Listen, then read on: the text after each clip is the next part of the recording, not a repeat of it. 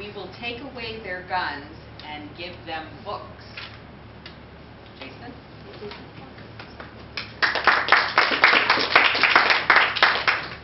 Madam Toastmaster, fellow Toastmasters and guests, I just want to allay any fears. This is a very big book, but I will not be reading the entire thing. So don't go. As a tiny introduction, this speech was given by then President Bill Clinton at the Church of God in Christ, Memphis, the venue where Martin Luther King, on the night before his assassination in 1968, delivered his final speech, which was, "I have seen the promised land."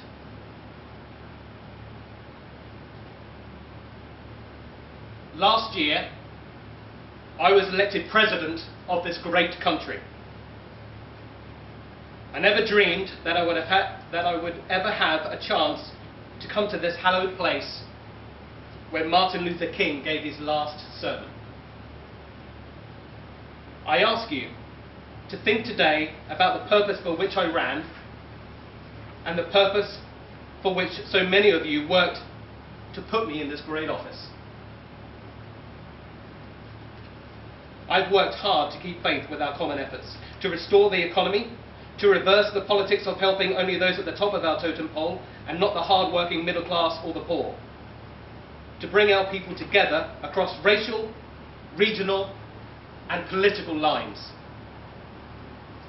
to make a strength out of diversity instead of letting it tear us apart, to reward work and family and community and try to move us forward in the 21st century. I've tried to keep faith. 13% of all my presidential appointments are African Americans, and there are 5 African Americans in the cabinet of the United States, 2.5 times as many as there have ever served in the history of this great land. I've sought to advance the right to vote with the Motor Voter Bill, supported so strongly by all the churches in our country. And next week, it will be my great honour to sign the Restoration of Religious Freedoms Act, a bill supported widely by people across all religions and political philosophies to put back the real meaning of the Constitution. To give you and every other American the freedom to do what is most important in your life. To worship God as your spirit leads you. If Martin Luther King, who said, like Moses, "I am on the mountaintop and I can see the promised land, but I'm not going to be able to get there with you, but we will get there." If he were to reappear by my side today and give us a report card of the last 25 years, what would he say?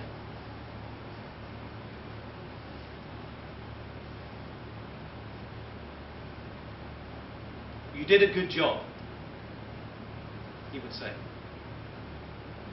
"Voting and electing people who formerly were not electable because of the colour of their skin, you have more political power, and that is good.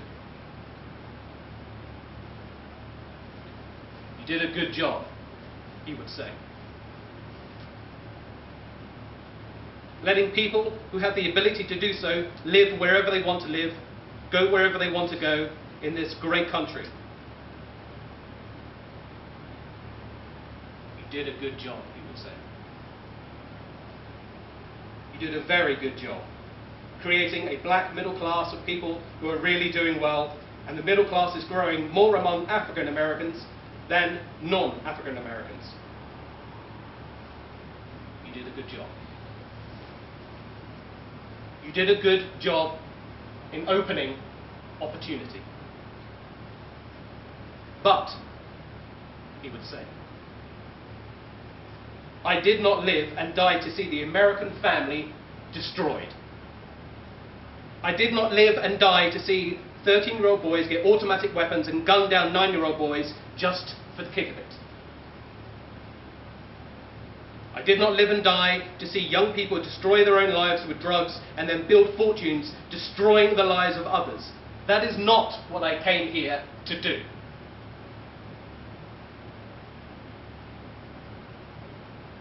I fought for freedom, he would say. But not for the freedom of people to kill each other with reckless abandon. Not for the freedom of children to have children and the fathers of their children walk away from them and abandon them as if they don't amount to anything. I fought for people to have the right to work, but not to have whole communities and people abandoned. This is not what I lived and died for.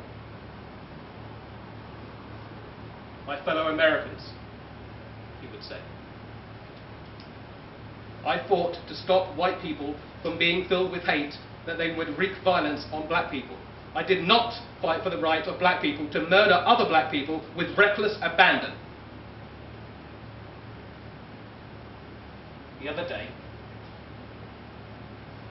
the mayor of Baltimore, a dear friend of mine, told me a story of visiting the family of a young man who had been killed. 18 years old, on Halloween. He always went out with the little bitty kids so they could trick or treat safely. And across the street from where they were walking on Halloween, a 14-year-old boy gave a 13-year-old boy a gun and dared him to shoot the 18-year-old boy across the street.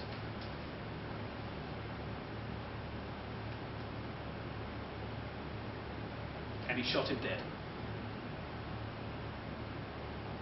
And the mayor had to visit the family.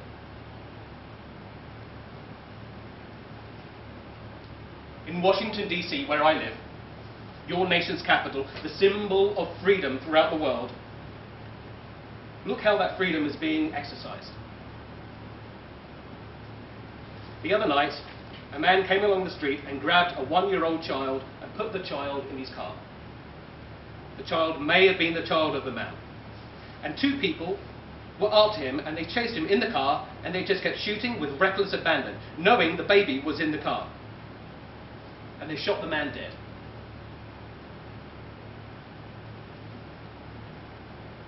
And a bullet went through his body and into the baby's body and blew the little booty off the child's foot. The other day, on the front page of our paper, the nation's capital, are we talking about world peace or world conflict? No. Big article on the front page of the Washington Post about an 11-year-old child planning a funeral. These are the hymns I want sung. This is the dress I want to wear. I know I'm not going to live very long. That is not the freedom. The freedom to die before you're a teenager is not what Martin Luther King lived and died for. More than 37,000 people die from gunshot wounds in this country every year.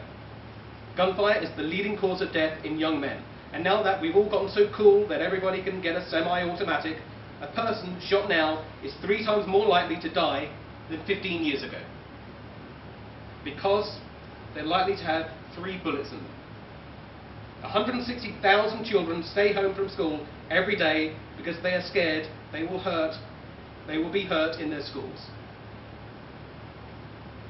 The other day I was in California in a town meeting. And a handsome young man stood up and said, "Mr. President, my brother and I, we don't belong to gangs. We don't have guns. We don't do drugs. We want to go to school. We want to be professionals. We want to work hard. We want to do well. We want to have families. And we changed our school because the school we were in was so dangerous. So when we showed up to register in the new school, my brother and I were standing in line and somebody ran into the school and started shooting a gun. My brother was shot down standing right in front of me at the safer school. The freedom to do that kind of thing is not what Martin Luther King lived and died for. Not what people gathered in this hallowed church for the night before the assassination in April of 1968. if you had told anybody who was in that church on that night that we would abuse our freedom in that way, they would have found it hard to believe. And I tell you, it is our moral duty to turn it around.